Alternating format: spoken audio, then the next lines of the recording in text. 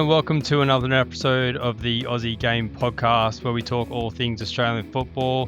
Plenty to talk about tonight on this episode. We've got the Matildas with their first match under new head coach Joe Montemurro.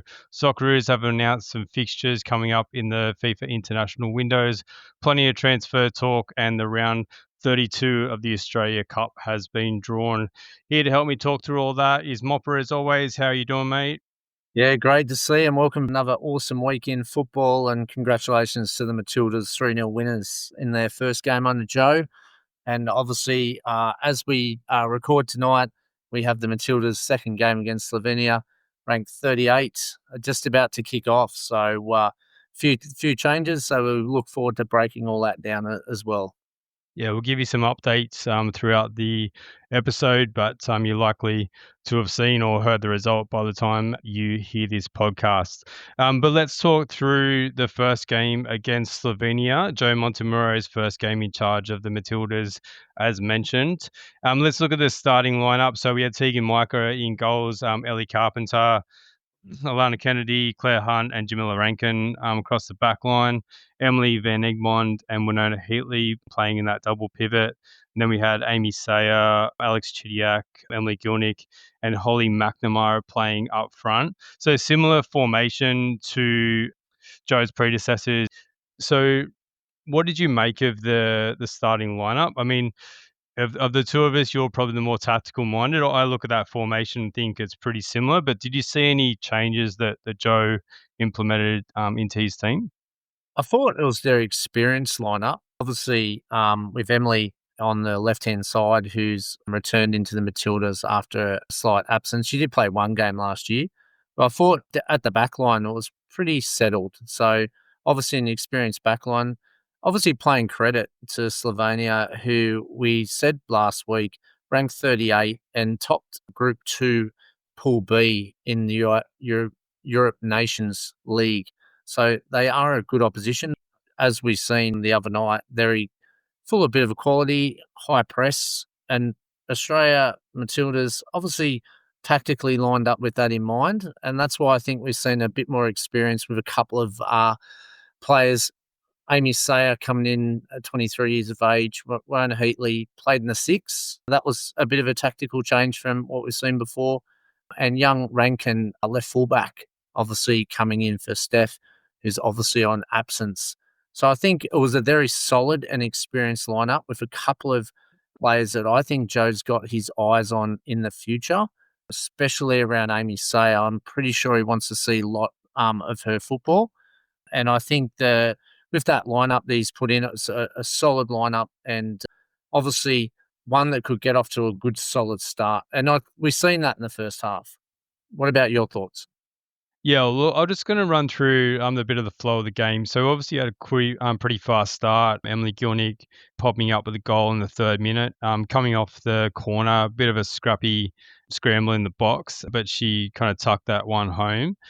From there, the flow of the game, it was fairly even, if not maybe Slovenia slightly edging it. They certainly put the Matildas under pressure with that press, as you mentioned. And I'm not sure, the girls were a bit stuck between a rock and a hard place, whether to try and play through that press or play over it. And I think they just kind of got caught in two minds a fair bit. So they had a few chances in the first half. There was a great break at one point, 24th minute, where Holly McNamara tore up the field from the back of a defensive corner and played in Ellie Carpenter. Carpenter kind of got around the keeper and probably could have had a shot, but tried to play in Gilnick, but the pass was cut out.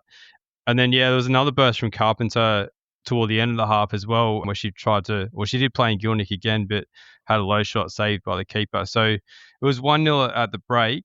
I think the Tillies came out pretty slow in that second half. Definitely the first kind of 10, 15 minutes of that second half, they were pretty slow. And it wasn't until the changes in the 64th minute where they started to grab a bit more of the ascendancy of the game. I think the subs made a big difference when they came on that 64th minute, just to change bit of the personnel, bit more experience coming onto the field. And I think the Tillies played much better from that point on in the match.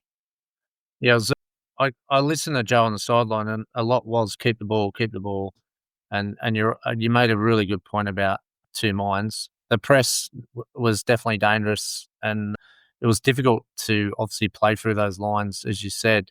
Forced us to go back a lot, and we put ourselves under more pressure by compressing our space at the back. We weren't deep enough, and we weren't brave enough to go through those lines, and we turned the ball over a fair bit. But Joe was quite, I think, compliment of, even though we made a lot of mistakes, he said it was a perfect game, obviously meaning that it was a perfect team to play, perfect time to try things, perfect time to try to possess the ball. So I'm pretty sure Joe's pretty aware that there was a lot of good points and a lot of things, obviously, when we turned the ball over. Although he would have not liked the quality of passing, he would have been probably happy that we're brave enough to try to put that ball through there and try to open them up.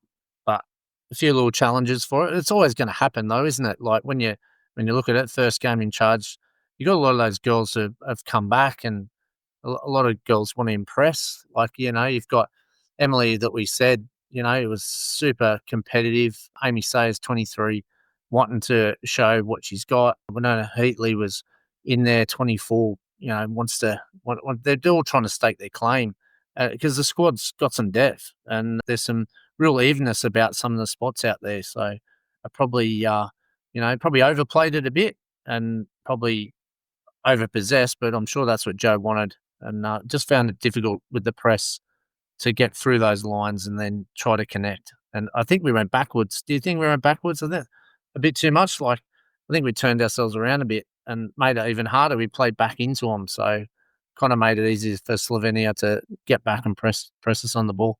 Yeah, I'd agree with that point as well. I think we could have been a bit braver in possession when our two centre halves had the ball, trying to find those sixes or trying to find that pass further up the field. You mentioned Joe trying to change things up and try a few things. He certainly did that when he brought Natasha Pryor and Michelle Heyman on in the 64th minute. So Pryor went to centre back where Kennedy was. Kennedy went into defensive midfield. McNamara went to the left wing. Sayer moved into the 10 from the wing, and Heyman went and played up front. So Natasha Pryor did really well, I thought, at the centre back next to Claire Hunt. Kennedy, I know you were pretty impressed with Kennedy in that defensive midfield spot. McNamara on the left wing. I thought McNamara played really well all night. Actually, I thought her effort and her willingness to put herself about was really good. Sayer, I was very impressed with. Not very much in terms of her play overall, but the fact that she started on the left, dropped into the 10, she ended up finishing the game in the 6. I think that shows real versatility, and I think that number 6 role, I think Kearney Cross is a lock for one of those spots in the 6. But I think that spot next to Kearney Cross is definitely up for grabs, and I think both Sayer and Heatley, when they played in there on the other night, I think they're a different profile to a much different profile to Katrina Gorry, but they offer a bit of size, a bit of height there to win the ball. And I suppose Kennedy offers that as well when she went into that 6 as well. So I think, yeah, playing around with those positions, I think Joe would have found out a lot about the type of players he's looking for, and as you said, some of those emerging talents coming through to find out who's up for it. Yeah, I think that's a challenge for our centre backs, and obviously playing out a lot more than what we normally would. Claire Hunt probably got exposed a little bit for that lack of passing the football in our previous coaches' regimes. And now that Joe's going to probably demand that, she's going to have to step that up in her game because she's a quality defender, but ball to feet, as we've probably seen in the second half, a couple of mistakes, probably not used to, playing out that way. Yeah, I like Kennedy in the 6. I think she's a really good passer of the football, and I really think she lays some good balls on. I think she can naturally play in that Joe's position where playing out of the back. And I think when she stepped up in the 6, we know how defensively sound she is. Just changing direction and holding the ball up and then transferring it was one of the strengths. They put Winona Heatley in there, and I just want to touch base on Heatley. They started her in the 6, which was something a little bit different for her. She's 24. She's a defender who plays her football in Denmark. And this was her 7th cap. So she was deployed in the 6. I reckon she would have gained valuable experience. I think Joe's looking for depth. I think Kearney Cross, to me, is a better 8. I want to see her on the ball more. She can pass the football, and that's what probably Joe's looking for out of the six. But I think she's better, more advanced. I was, I would love to see her higher up the field, but I yeah, don't know if that suits our system. That's the thing. yeah, Like, true. if he's playing a double pivot, I suppose you do allow one of your sixes to get forward more, and I'd love to see Cooney Cross get further up the field. But I think if that's going to be the case, your six really needs to be that one that's going to sit and hold, and basically not go anywhere. Screen those two centre halves. Yeah. Well, he's probably looking, and I think that's what he's testing out. Yeah, like who can play through the lines, who can change the direction of the ball, who can get in those key areas in the midfield. I think that was a challenge for Winona in the first and second half, but I think she'd still take a lot of confidence, like starting, especially with the press Slovenia was putting us under. It made it difficult for the Matildas to play out, but it was a solid test, and I think that's what Joe's looking for. He just wants that solid test as Rihanna pushes for more game time, and she's on the left tonight, so probably feeling a bit more natural on the inside left there or the outside left, whichever way Joe goes. But I think it was really good to see it. So I think Joe's looking who can transfer the ball because can't just rely on one, yeah, and I think that's what he's looking for. I just want to touch on Claire Hunt. I agree with you. I think she played back a bit too much the other night, and it did kind of put us under pressure. But as a centre half myself, I know that when I win the ball, I want to be looking for that six that's coming out and showing for the ball, and you want to be able to play that ball. And for the six, I think you want someone who's not just going to bounce the ball. You want someone with the ability that's just going to be able to pick it up on the half turn and go. I think that's where we were probably a little bit clunky in that. And probably, I think Saya showed the type of skill that you could probably bring into that role when she dropped in there. But whether it was just a bit of nerves or what was, but we just didn't quite kind of have that ability to pick it up on the half turn and go and move the ball forward, I thought. Yeah, I'm going to touch on Saya too. She's 23 years of age. Now, she's an attacking midfielder for a club in Sweden. Now, she's actually through the young Matildas, was deployed as a defensive midfielder. And she's been capped 28 times in those younger teams where she played in that six. This is her 12th Matilda cap, though. She was very unlucky in the last World Cup team. She was one of the last ones to be cut from that team. So she's deployed in these different roles. So I really think Amy Sayer could play a big part in going forward. She's good with both feet, yeah. And in the system, it looks like a type of player Joe will be definitely looking for technically, especially with both feet. And I think Thursday night, I like the potential in her in this system. Again, she starts again tonight. I think he really wants to see more of her. So it'd be interesting where she fits in that regime as well. Yeah, sure. I heard an interview with her after the game, and that question was put to her: where do you prefer to play? Because she did, as I said, play across those three positions. She did say she prefers to play in those attacking positions. So I think she will play wherever she's told, basically. But if she had a preference, she'd love to play in that 10. And I think she showed a bit, probably in all the positions that she played the other night, to show her versatility. So yeah, definitely one that Joe will certainly have on his radar. So the other changes that were made during the match were Haley Razzo came on for Emily Gilnick, Courtney Nevin for Rankin, and Remy Simpson for Emily Van Egmond. So when those changes were made, Nevin went to left back, so that was a straight replacement. Razzo onto the right wing for Gilnick, and Simpson, she seemed to play in the 10 when she came on. So well, I mean, the standout from that group that came on was certainly Haley Razzo. She just showed so much intent when she got on the ball. She wanted to get that ball forward. She wanted to attack, and I think that was something we were missing, just that positivity. And you could see just as soon as she came on, she obviously set up that goal for Holly McNamara, her first Matilda's goal, and then she got one herself when she was just given too much room, and she coasted through the middle and slotted that home nicely. But what a what an impact Haley Razzo had as she came back from injury for the Matildas. Yeah, she's one of my favourites. A grade elite player. Showed her composure, yeah, and quality of football. And we want to shout out to, obviously, we know Haley Russo's ability. We've seen it for a few years now, but I want to shout out to Holly McNamara, 22 years of age, scores the first goal in her 10th match for the Matildas. a player from Melbourne City who had 37 appearances and 27 goals returned for those 37. And she's had to endure 3 ACLs, which is much publicised, delaying her development. And to be capped in the Matildas back in 2022, she's made several positive runs and movement into space highlighted throughout the game. But a huge relief for her scoring that first goal. There was a lot of talk of her movement. We didn't find her too many times with her feet. She made a lot of good runs off the ball that probably we wouldn't have picked up on. But her movement, Chief, dead set. I loved it. I just thought, a bit more experience in there in that midfield, and I reckon would have found her a lot more. Didn't like when we took her too far wide. Like, I want her in that channel. I don't want her out left wing. That's not her space. I want her cutting in the channels.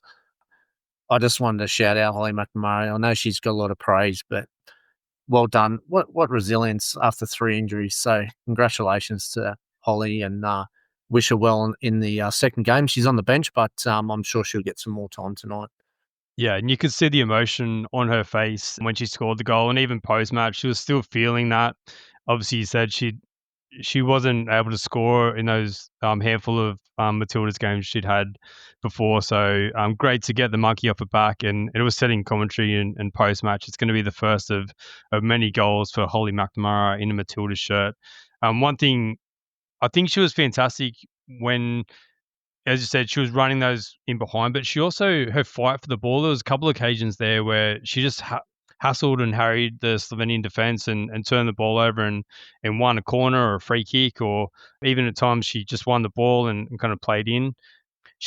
I did see her go down on at least 2 occasions, clutching her knee, and geez, it made me feel sick. And just knowing what she'd been through, and just your heart just sinks, and you just think, oh, could this be the worst possible thing? But so glad to see her pop back up on her feet. It was just a knock or just an awkward challenge. But yeah, we wish her so well on the back of all those injuries. And look, overall, if we're touching on the Matildas, it ended up being a 3-0 result. Probably flattered the Matildas in the end. Slovenia did get in behind a bit too easily on occasions. Tegan Micah made plenty of saves. So, look, on another night, we certainly could have conceded. But look, this one was all about experimentation and Joe learning about his squad and what he could do with them. I just want to also, too, Chief, just touch on Emily Jelinek, 33, underpins how valuable the Matildas are to her.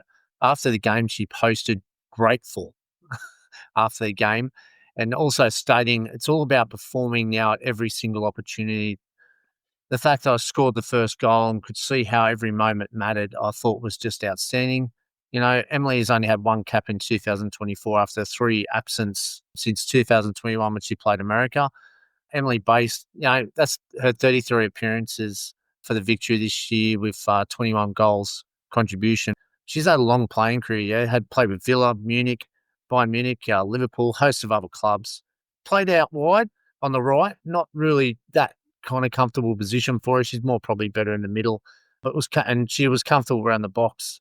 Struggled to connect a bit in the wide areas, but she adds valuable experience, and what a serious senior player to have around the group. Also, too, I want to touch on young Jamil Rankin, who started left fullback, and not many opportunities for left fullbacks in the Matildas team, but she's 22, plies her trade in the Bundesliga for Hoffenheim. She got her 3rd cap last night. She was from the Raw and the former Victory player as well. Got the opportunity. We've got such a strong depth in this area. I'm sure Joe, putting her in there, would want to see what she can add. And I thought she did well. Didn't get much time on the ball with the high press and struggled to find a little bit of space. But I just think Slovenia pressed so well and were very well structured that she didn't get much opportunity to build on that. But she'll take a lot away from that game. And you also talked about Natasha Pryor, 27 years of age from the Jets. Well done, getting a 7th cap, get a cameo off the bench.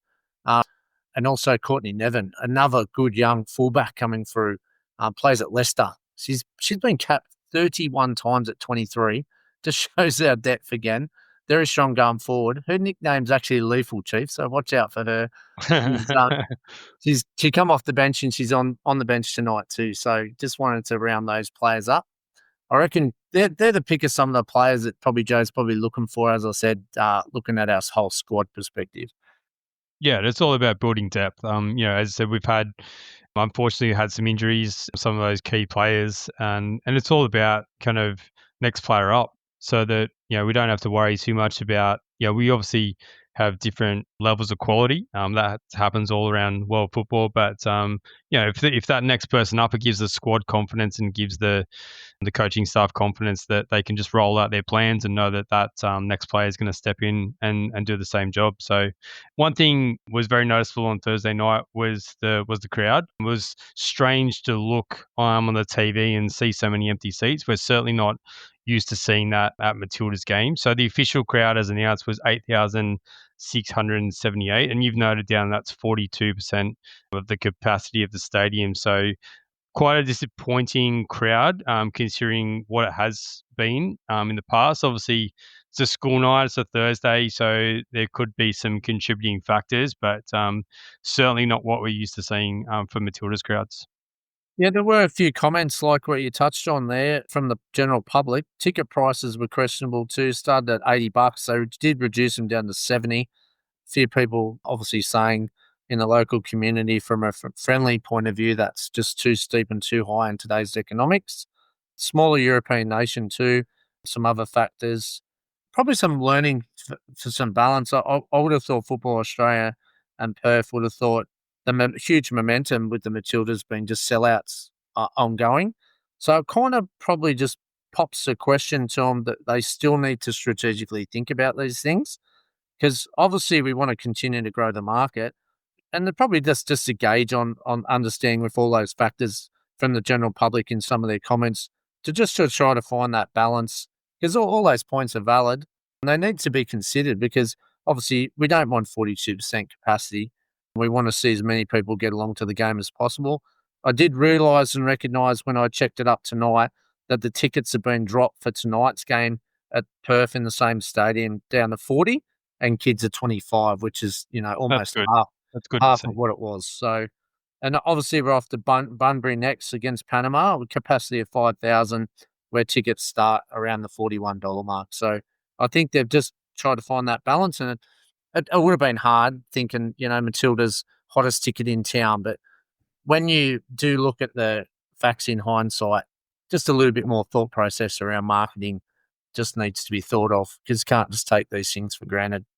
No, you're right, and we can't, and Football Australia, I should say, can't take the Matildas fans for granted as well, because they have turned out in amazing numbers over the past kind of 3 years or so now, and we want that to continue on. So they certainly can't just see the dollars and raise prices, for the opportunity. We need to look after those fans that have been so loyal over these years, and make sure they can keep attending these games at an affordable price. So all right, we might leave the Tillies chat there. As I said, the game's rolling as we're recording tonight, so we might drop a few updates through the episode as we go. But let's move our attention to the Socceroos. During the week, the Socceroos announced that they're to play a two-game series against New Zealand, which is the Soccer Ashes. The first game is going to be in Canberra on Friday, the 5th of September, and then the return leg in Auckland on Tuesday, the 9th of September. So this is the first international break since we qualified. There's also an international break in October and November. We spoke last week about the possibility of the Socceroos entering pot two by the time the World Cup draw comes around. How much do you think that plays into the opponents that Tony Popovic and Football Australia are looking at, or is it purely just on a basis of let's pick the teams that are going to prepare us best for the World Cup? I think that because we've got 12 months, I think the first 3 months to 6 months is going to be about local and who's in Asia.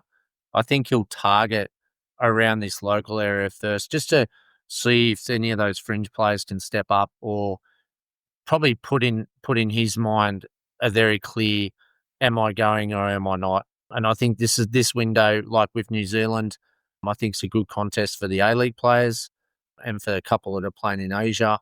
I don't think I wouldn't think he'd bring too many players back, even though it is a window.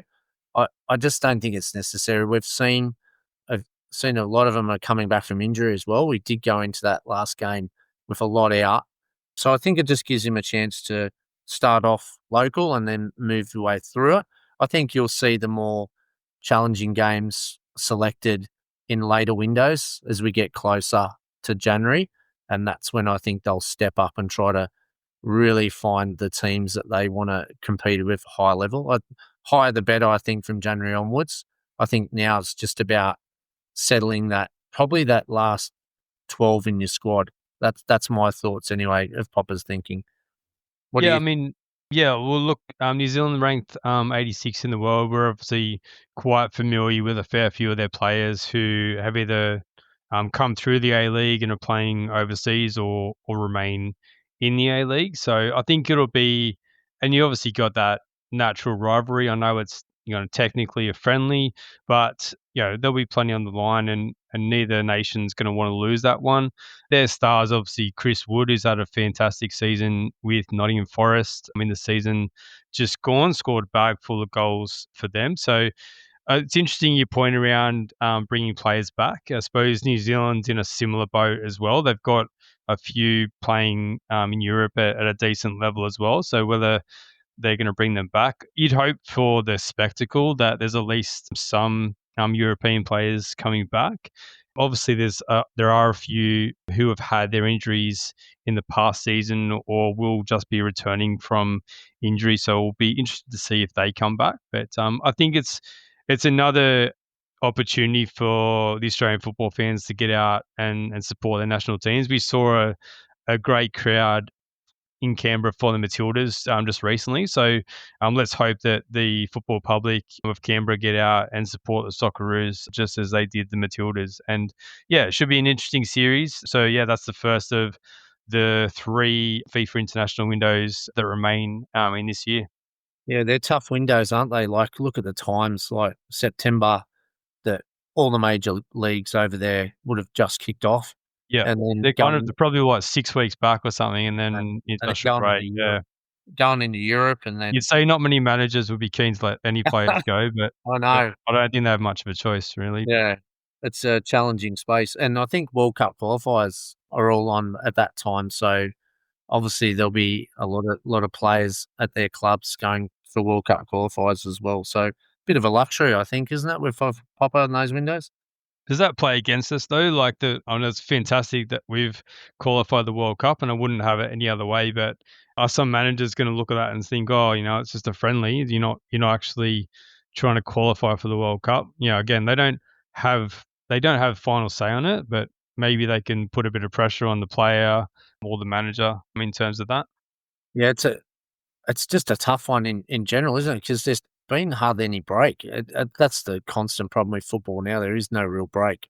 We've seen that in the off season, which are just going to put more strain on players, and then World Cup qualifiers recommence, and Europe and the leagues all kick off. So at least it gives obviously a good chance for everybody to test themselves depth wise. So maybe maybe it's got some hindsight, maybe it's got some good things and some challenging ones as well. Especially because it's so far away, you've got to come back to Australia. But I think the ball's in our court. Yeah, been that with that one. That's why I think local with like a sprinkling of who's available will be a good starting point anyway. Yeah, and expecting the A League season to kick off in October. So a lot of those local A League players will be in their preseason. So look, I think it's just important to find that balance. We don't want to keep it, a majority local based team. If it's on merit, that's fine. But I want to make sure that we're looking after the people that are going to attend these games and making sure that they're seeing the majority of the players that they want to see as well. Yeah, 100%.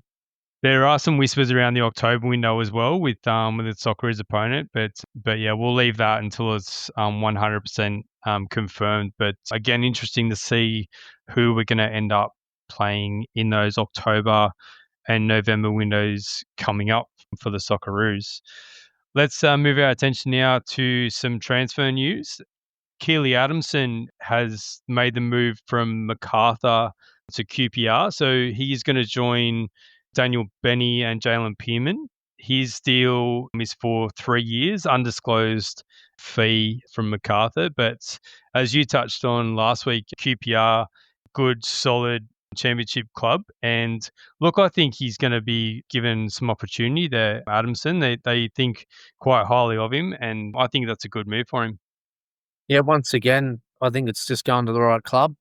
And I think connection wise with his fellow brothers there as well, Australians will support that. I think QPR's shown the intent on Australian footballers, and I see this as a little window for him to give it a crack. And definitely, like as we said with the championship last week, with the amount of games, 46 games plus cups, he'll definitely get an opportunity. So it's just a matter of whether he can get in that starting 11. That'll be his challenge, but that's what he's gone over there for, to test himself. So well done and great move. And again, I think just picking these right clubs for development is probably 22. He's had a few years there to develop, and bang, straight in, and let's see how he goes. And we wish him the best on that move, and congratulations. Yeah, really excited to see how he gets on. We did get a great question during the week about Aussies in the championship, which we will get to in just a moment. But moving on to our next confirmed transfer. So this one just came through last night, I believe. So Noah Bodic to Austria Vienna on a 3-year deal. So they've actually got some Europa Conference League qualifiers coming up. So for Bodic, that might be actually his first competitive game for his new club. They do have a few friendlies penciled in as well, but what an opportunity for him to go and endear himself to his new supporters by getting them through those Europa Conference League qualifiers. They did fall at that hurdle last year, Austria Vienna. So, yeah, again, as I said, what an opportunity for him to go and push his case, and maybe net a winner to get them through to the next stage. So for him, he scored 12 goals last season in the A League. He was one off the Golden Boot, and he also had 6 assists. So he's right up there in terms of that goal plus assist marker as well. He had a really fantastic season. Plenty of calls for him to be included in the Socceroos squad. I was included in that group as well. I would have loved to have seen him given a chance, but yeah, an opportunity to prove himself. And look, if his club can get through those qualifiers, plenty more games to perform on that European stage as well. Yeah, great selection. Austria went third in the league last year behind Salzburg and Graz. Only fell short. They were in contention to win the league, but only won one of their last four. So they are the lowest scorers of the top three. So maybe that's what they're looking for, and hopefully they can get through in Europe, because again, that just provides a lot more games, a lot more opportunities. I think it's a very smart move by Botic, especially coming into a World Cup. 12 months, I think it's the right club, and he'll get some game time there for sure. Very excited about this one. Yeah, and look, we probably say this a lot about a lot of young players, but certainly putting himself in the window for that World Cup with the Socceroos will surely be a priority for Bodic. Looking more locally, Anthony Caceres has moved out west. He's gone from Sydney FC to the MacArthur Bulls. So it seemed like that he and Sydney FC couldn't agree terms on a new deal, so he's made the move over to MacArthur. 12 months ago, his former teammate Luke Bratton made the same move from Sydney FC over to MacArthur. So I was looking at this just before. So Bratton's 35 this year, and Caceres 32. Will turn 33 shortly. Not a bad makeup of that midfield for the Bulls. Plenty of experience, plenty of grunt in that midfield with Bratton, and then the creativity with Caceres. They do have obviously Franz Deli on their books as well, MacArthur Bulls experience.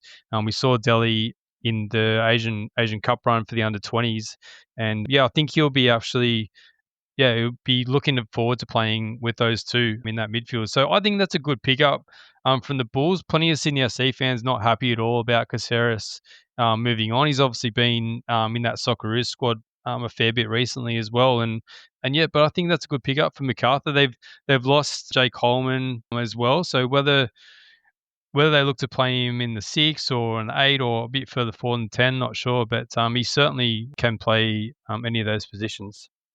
Yeah, I think MacArthur's building a strong side.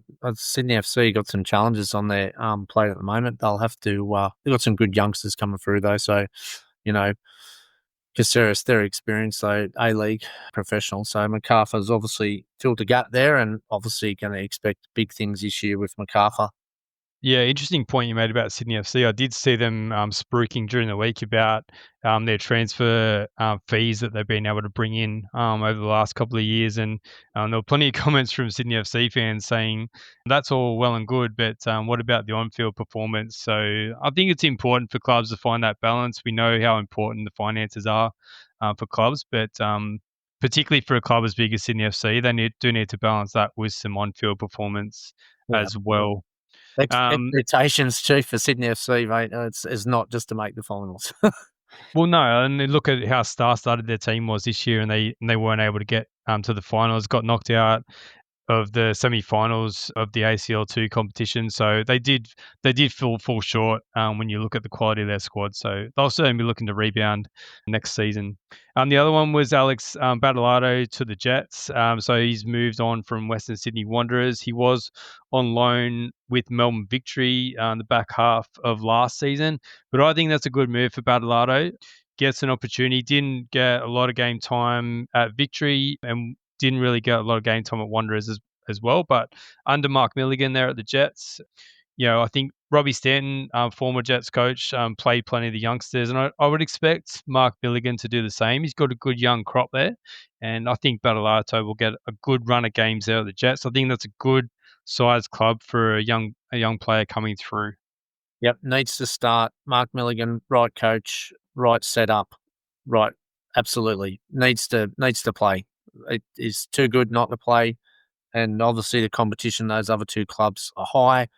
I think it's a great step to go to Newcastle and cement himself in the next 2 or 3 years and build on his football. Yeah, I mean, under 20 Asian Cup player of the tournament. So certainly got a bit about him, and let's hope he can get some solid game time next season. So we did have a great question during the week when we're talking about all these Aussies landing the championship, just about how many Aussies are actually in the championship. So I had a look through today. So if you bear with me, I'll go through them. So Charlton Athletic, we've got Ashley Maynard Brewer. He's been there for a while. Coventry, obviously Frank Lampard managing there. Rafael Borges Rodriguez there. We've got Callum Elder at Derby. Harry Suter, officially still on the books at Leicester City, but not sure what his situation is as he continues to return from injury. Obviously, got our three there at Middlesbrough: Tom Glover, Riley McGree, Sammy Silvera. He wasn't loan on Blackpool, but there's some rumours linking him back to the A-League, so we'll see where he lands as well. Obviously, our four at Portsmouth: Jacob Farrell, Adrian Segacic was the latest one to join them, alongside Hayden Matthews and Tom Waddingham. We've now got our three at QPR with Keely Adamson coming in alongside Jalen Pearman and Daniel Benny. And then the last one was Cameron Burgess at Swansea. So that's 15 in total over in the championship. So I think we've spoken before about how tough the championship is and how it's a great window into the Premier League. But just with the amount of games played, it's good solid competition, and plenty of opportunity for our young players to get some game time, either pushing for that under 20 World Cup, some pushing for the men's FIFA World Cup. But yeah, plenty of opportunities for some of our young players in the championship. Yep, I think, like you said, 46 games plus cups, great little springboard. We've seen a lot of success from a lot of Australians. Tim Cahill, obviously with Millwall, before he got moved to obviously Everton Premier League. Luongo, we've had a lot of success coming out of the championship. Clubs trust hardworking Australian professionals, and I think a lot of them a lot younger, and I like that. Benny's an example of youth coming through and starting. If you're starting at a championship at that age, or you're starting in these championship sides, invaluable experience and good football exposure because you're right under the Big Apple up there with the Premier League, and it allows so much football to be played and great opportunities to get a run. So I think it's a great stepping stone just below that top standard and it gives you a chance to get into the Premier League as Luongo and Burgess did last year. Yeah, absolutely. And yeah, look, Benny getting those appearances on the bench and getting some minutes off the bench, and we hope he continues to build on that. But yeah, look, even like Aaron Moy, came up with Huddersfield and Mile Good Jednak point. with Crystal Palace. There's plenty of examples Yeah. of our Aussies, finding their way from the Championship into the Premier League. So yeah, let's hope a few of those 15 anyway can follow that same path next season. And obviously, we spoke last week about the potential of Ryan T going to Wrexham, so potentially another one happening there. So let's look at a few of our rumours. So yeah, there's obviously plenty of rumours going around at this time of year, but Nectar Triantulus on the books of Sunderland. He was on loan at Hibs last year, but there's links for him having a permanent move to Hibernian. Matty Ryan linked to FC Copenhagen. He obviously played 11 games there in the 22-23 season. Also been seen him linked to Fulham as well, but I don't think that would be the best move for him. I don't see him taking Bernd Leno's spot as the number one keeper at Fulham. So Copenhagen, I think, would be a good one for Matty Ryan. Alu Kual has been released from the Mariners, and plenty of whispers around him moving to the Wanderers. Nestor Kunda looking at another loan deal, potentially back to Grasshopper, if you believe the rumours that are around. And Andrew Redmayne rumoured to be heading back to the Mariners as well, which is an interesting one. The Mariners have got some good young keepers there, so it'd be interesting to see if he was to go, whether he would start or whether Mark Jackson would prefer those young keepers. Yeah, keep an eye on a few rumours going around the place. So did any of those jump out to you, mate? Now, I'm just wondering, with your Fulham background, is Matt Ryan, is that a hint, or is that just like, yeah, you're sold on Leno at your club? No, I think Bernd Leno's, he's probably, and I don't want to try and be biased, but I think he's probably one of the best keepers in the league. And I think Fulham, as a Fulham supporter, I think we're really fortunate to have him. So Matty Ryan, fantastic keeper, absolutely love him, but he has bounced around a fair bit over the last few seasons. So it would, if he was to go in there and perform so well that he was able to knock Leno out of his position, that's obviously fantastic for Ryan and fantastic for the Socceroos. But I would hate to see him do another Roma situation where he's getting next to, I think he got one game at Roma. So I would hate to see that happen to Matty Ryan in the lead into a World Cup. So I would prefer to him to go to potentially a lesser club and have him play. It's a big call, isn't it? Like Joe Gauci, number 3 at Villa, 2 keepers have left, but they're heavily linked with a couple of keepers at the moment, Aston Villa. If Matty Ryan doesn't go to the right club, you could potentially have 2 keepers there that aren't playing at all, which would be very dangerous. I I reckon you're right about, I hope Copenhagen goes through. I think he'll start there, not knowing too much about the club or their current position with goalkeepers, but his experience, you'd think he'd be able to get the number 1 spot if good enough. Yeah, Irakunda's an interesting one, isn't it? He just needs to play football. So hopefully, if it's Grasshoppers or somewhere else, he just needs to play. It's a crucial window for Irakunda too, because we haven't seen much of him as what we've probably thought in the last 12 months. So massive calls coming up from those 2 players. Yeah, I think on Aaron Kunda, if he is to go back to Grasshopper, what he does have to his advantage is that he's got that 6 months what he had there on loan. So he's going to be familiar with the club, the players, and the coaches, and it's not going to be that kind of learning period that he's going to have to go through again. Whereas if he goes to a brand new club on loan, he's going to have to go through that whole process again. So if he was to go back to Grasshopper, yeah, he'd be able to fit in pretty seamlessly, I think. And yeah, so I wouldn't mind that. I don't I don't think realistically he's going to get a look in at Bayern this season. I think that they see him as a longer term project. So yeah, I don't mind that move for him to go to Grasshopper. But yeah, watch this space. Plenty of weeks to go in this transfer window, so there'll be plenty happening right up until what is it, end of August? Yeah. Yeah, so plenty of time yet. So, but yeah, we'll keep an eye on all of those moves.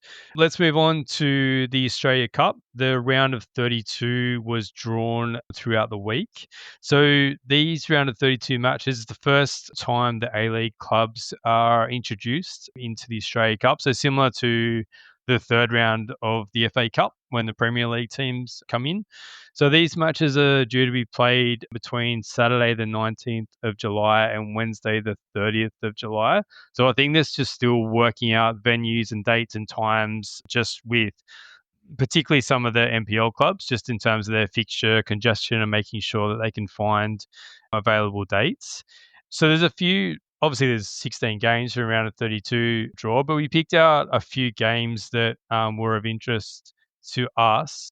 So the SD Raiders from NPL2 in New South Wales, this is the furthest they've progressed in the Australia Cup, and they're hosting the defending champions Macarthur Bulls. It's a local rivalry. They're only 22 k's apart.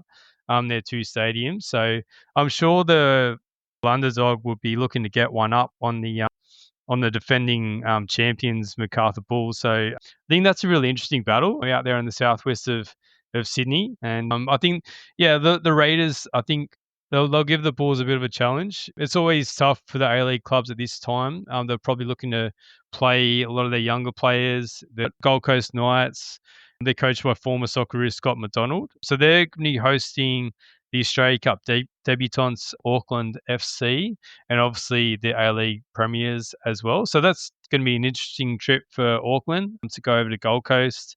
The original distance derby, Perth Glory hosting Wellington Phoenix.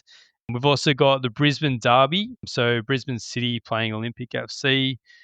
And then we've got Canberra, Croatia. So the battle of the league leaders. So first in NPL ACT is Canberra, Croatia, taking on Metro Stars, who are first in NPL South Australia. And the final one for me, and I've picked this as my Cupset, Apia Leichhardt, who's currently running fourth in NPL New South Wales, to beat Melbourne City, obviously A-League champions. So any of those ones particularly stand out to you, Mopper? Well, first of all, I'd like to say well done to Matty Mackay and the two hosts that presented the live draw. I thought it was really cool we had Archie Thompson too, with some live crossovers from Melbourne. They crossed over to most clubs that were in that Australian draw, and it was great to see the club's representatives and some of the players speak about their club and their passion and where they're going. A lot of them wanted some away trips, so obviously a few of the boys wanted some away trips there and a bit of an adventure, but some of them drew some home games, is obviously what it is. I do absolutely agree with you. I think RB Leichhardt, very strong presence coming up they'll be in the second league of the national competition too, coming up at the end of the year. So they'll be looking to obviously build on their strong capability they've shown in New South Wales for a very long time. A lot of history. I've been at home too. I thought it was unreal. I think you bang on the money about getting a home game against City there. I think they're a great chance. They've gone deep in the Australia Cup before, so they'll be right up for this one. There's a lot of A-League clubs got drawn together, yeah, so we're going to actually see hopefully some more sides come through from around the nation that aren't in the A-League. So because obviously a few of the A-League clubs are going to get knocked out looking at that draw. And I'd like to touch on your first game too. With MacArthur with the SD Raiders. Nicky Cole he was the director of football at SD Raiders for about 10 years, and he's their technical director and development program there at the SD Raiders as well. So a little bit of A-League mix in there as well with the SD Raiders. So I do want to shout out though to the coverage that was shown with the live draw. I thought it was a very smart, great idea, and it was great exposure as a fan and as a football person to see the crossovers that they did on the night. So well done to that draw and to the boys who played a part in the crossovers with all the sides. I thought it was fantastic. It's good exposure to see all our clubs all around Australia get exposed to that have made it through to the final 32. You mentioned the All A-League ties. What about Mark Milligan taking on his former club, Adelaide United, in his first coaching gig? So you think Millsy won't want to get one up over Adelaide United in that one. So that one will be very interesting. I don't mind Scotty McDonald's Gold Coast Knights for an upset over Auckland either. Coming off the back of their quite busy season, and the Gold Coast Knights have had a bit about them in seasons past. So I wouldn't be surprised if that one ends up being an upset as well. But look, it's just fascinating, and as you said, it's really interesting to hear what happens at some of these lower clubs that we don't hear about so often. So look, it's a fantastic thing. It's been a great initiative that's been brought back, and it's been obviously in operation for quite a while now. But yeah, linking. We don't obviously have a proper football pyramid, but this is a way to link some of the different levels with our game across the country. Yeah, no, it's going to be great for all the fans. Hopefully, they get some once they release all those fixtures and dates. They'll get a lot of people out and get some more exposure. And it'll be a good financial reward for those teams as well. Yeah, absolutely. So yeah, we're looking forward to those games later in July, and then it's going to obviously roll right into the start of the A-League season when we get to the final of that competition. Lastly, I just wanted to touch on a few things on field. So John Iredale, he scored again in the K2 league in Korea. So he scored 8 goals in 16 games there in the K2 league. So fantastic return for John. I love John's work on Instagram and he's really got across all socials, to be fair. He's very engaging with his fans and gives really good insight. So I always keep an eye on what John's doing. But look, it's a good return in a decent league. So yeah, I love to see John doing well all the time. And also want to give you a shout out to Patrick Yazbek. So he played 90 minutes during the week in a 3-2 win for his Nashville side, and also 90 minutes today in a 1-0 win over DC United, which is obviously Kai Roller's team. So his team's up to third in the MLS Eastern Conference. So he was very impressive in the recent windows for the Socceroos, and good to see him come back to club level and performing well, getting consistent minutes to put himself right in that frame. And obviously, with the World Cup being in North America, he's going to be very familiar with the pitches and the conditions over there. So something that will be in his favour too. Yeah, no, it's good. Good points you made out too. Just last shout out to the obviously young Matildas under 20s. They're they're obviously through their midway point of their camp that they're on at the moment.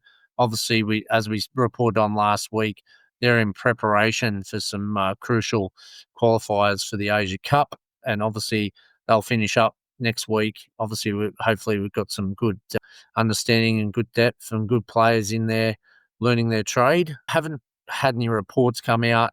Tried to look up Football Australia, so hopefully we can share that to Football Australia to maybe post something up from the camp. That'd be good. But obviously we wish them well, and hopefully that training camp's going well for the young Matildas. Obviously with the Matildas over in Perth as well. It's 0-0 in the 40th minute, Chief.